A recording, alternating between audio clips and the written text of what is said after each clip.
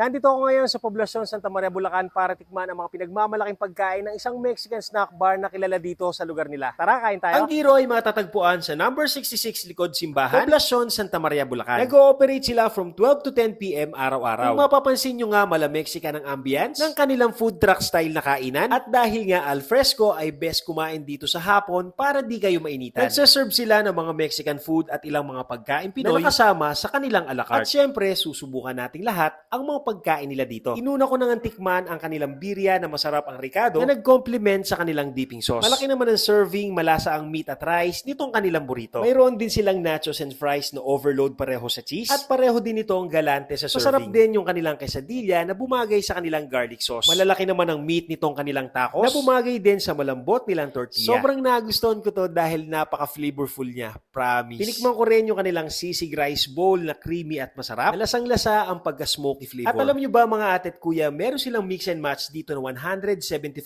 pesos lang. May kasama na itong drinks na blue or pink lemonade. Pipili ka lang kung cheeseburger or Hungarian sandwich. At pipili ka lang din sa sides kung fries, nachos, or slice of quesadilla. Kapag nagkikrave kayo sa mga Mexican food, subukan nyo na rin dito sa Giro. Sobrang dali lang nila makita dahil katabi lang sila ng House of Taiko sa Poblacion, Santa Maria, Bulacan. Sa mga may dalang sasakyan, huwag kayong mag-alala dahil malaki ang parking lot nila dito. Paano mga ate at kuya?